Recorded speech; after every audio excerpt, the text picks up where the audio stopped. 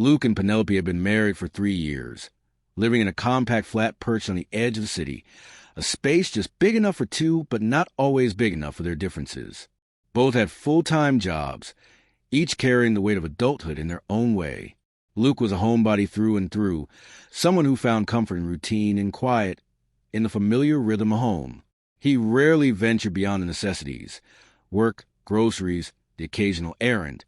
Penelope, however, lived as if the world outside was a stage, and she was born to explore every corner of it. Restless and eager, she thrived on movement, spontaneity, and connection. In the early days, they tried to meet in the middle. Luke made an effort to match her energy, attending social events and late-night gatherings, hoping to keep pace with the woman he adored. But some things, no matter how hard you try, can be rewritten. Over time, it became clear that Luke's quiet nature was a phase, nor was Penelope's thirst for stimulation. They were simply wired differently, and marriage had only sharpened that contrast. In their first year, Penelope was patient, always nudging Luke toward experiences she believed would bring him joy. Music festivals, pop-up galleries, food markets bustling with life. She'd plan weekends brimming with activity and hope he'd be swept up in the current. But eventually, she stopped pushing. Luke's reluctance didn't fade, and Penelope realized there were parts of him that wouldn't change, no matter how many nights she spent trying to convince him. Instead, she adapted. She began leaving notes or quick texts, heading to the rooftop bar with Mia in June, or there's a new speakeasy downtown, might check it out later. She stopped asking for company and started inviting freedom. One weekend, bored with the quiet hum of home life, Penelope decided to shake off the stillness. She and her friends made loose plans to begin their night at a cozy cafe. Before leaving, she mentioned it casually to Luke, who nodded from the couch, already settled in for an uneventful night. Later that evening, close to midnight, Luke's phone buzzed in his hand.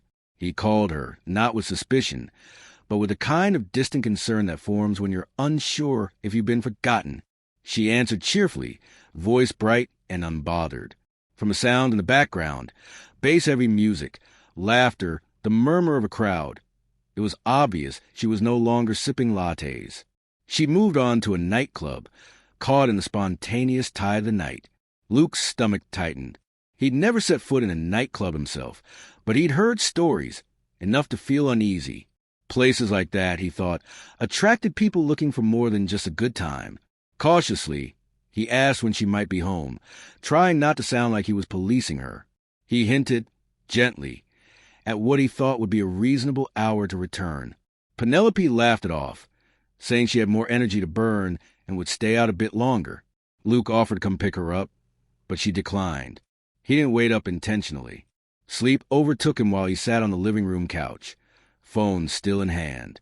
Hours later, he woke with a stiff neck, blinking into the darkness of the room. The clock blinked past 3 a.m. Still no sign of her. He called again. No answer. Just when he began to wonder if he should be worried, the front door opened quietly. Penelope stepped in, her hair slightly tousled but otherwise composed. Her walk was steady, her speech clear. She looked like someone who had simply lost track of time, not someone hiding anything. Luke opened his mouth, ready to confront her. He didn't even know what words to use, but she beat him to it. She apologized immediately, her voice low and sweet, blaming the late hour on a night that had gotten away from her. She promised to head straight to bed. The next morning, sunlight peeked through the blinds, casting soft shadows across the bedroom. Luke woke first, still uneasy but unsure why. Penelope lay beside him, peaceful, a faint smile touching her lips as if she were still wrapped in some pleasant dream. Watching her like that, Luke hesitated before asking a strange question. "Did I say anything in my sleep?" Penelope's eyes fluttered open. She smiled drowsily, shook her head. "I don't think so," she said gently. "Why?" Luke chuckled, brushing the moment off. No reason, just wondering. It wasn't like him to cling to negative thoughts. He let things go easily, and soon his mind drifted to something lighter, the vacation they had been saving for. "So, when are we heading to the beach?" he asked, his tone teasing. Her smile widened. The beach getaway had been her idea, and she'd chosen the resort. something all-inclusive, stylish, and luxurious. Luke had been saving carefully, cutting corners where he could, eager to give them a break from the grind of daily life. But what he didn't know was that those hard-earned savings were about to vanish into something entirely different. That week, Penelope's phone seemed to never stop vibrating. Quick notifications, little flashes of something concealed. Luke noticed, of course. He tried not to pry, but once or twice, he glanced at her screen when she left it unattended. Strangely, the screen was always blank, no text, no open apps. Almost as if she cleared the evidence. A chill crept through him. If she was hiding something, it had to matter. It had to involve him. By Friday, Penelope was getting ready for another night out. Another club night. Luke said nothing. Instead, he made a quiet decision. He followed her. Not openly.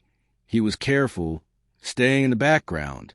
Her first stop, predictably, was a nightclub that offered free entry for women during the early hours. Penelope and her friends breezed past the bouncers, laughing as they secured a table near the dance floor. Luke lingered in the shadows, unnoticed, blending into the sea of strangers. He watched her sip her drink, chatting animatedly with her friends. She looked free, radiant even, but something about the way her eyes kept scanning the room unsettled him. Was she searching for someone? She wasn't flirting, not exactly, but she looked like she was waiting for something to happen. Then came a performance. A makeshift platform appeared, lights dimmed, and a group of dancers took the stage. It was choreographed, sensual, every move designed to seduce the audience. A central figure emerged, a chiseled man in sunglasses, moving with magnetic confidence. The crowd roared with approval. Luke's eyes were on Penelope. She was transfixed. There was a kind of fascination in her gaze that made his chest tighten. It had been years since she'd looked at him like that. When the performance ended, she leaned toward her friends, whispered something. They shrieked, delighted. With a grin, Penelope rose from her seat and, to Luke's horror, disappeared backstage with the performer. Her friends whooped and clapped, cheering her on. Luke stood frozen. He could feel the pulse of the music, the laughter all around him, but all seemed far away. Lillian, one of Penelope's friends, got up to head to the restroom. Luke intercepted her quickly. "Stop, Lillian," he said, his voice calm but cold. She startled, clearly not expecting to see him. "I can only imagine the lie you're about to tell," he continued, pulling out his phone. On the screen was a video. Penelope on the dance floor, flirting with a stranger, their bodies pressed too closely, her smile too familiar. Lillian's face drained of color. She met him before, she admitted, her voice trembling. There were sparks. "I thought she would come clean to you." "I really did." Luke didn't flinch. He didn't need any more confirmation. Her action spoke louder than any explanation. The club lost its hold on him. He slipped away unnoticed, returned home, and began packing. Every drawer opened and emptied. Every trace of her removed. He loaded his car with a clarity he hadn't felt in months. He had always wanted to move closer to work. She had disagreed, preferring the nightlife of the city. But her preferences no longer mattered. The vacation money, his careful savings, went toward something better, a fresh start. He found a new apartment, signed a lease, filed for divorce. Penelope tried to reach out. She framed it all as a misunderstanding. But the truth had settled too deeply. When Luke sent the video to her brother Nathan, the fallout was immediate. Nathan threw her out. Now, with nowhere else to go, Penelope and Lillian shared a flat, roommates born from guilt and ruin. Penelope kept clubbing, kept chasing the feelings she once had. But something had changed. The clubs weren't as fun anymore. The faces blurred together. The fleeting flings offered little satisfaction. Still, night after night, she kept searching for someone who might want more than just a dance, a drink, a whisper in the dark. Someone who might stay. But Luke was already gone, and he wasn't looking back.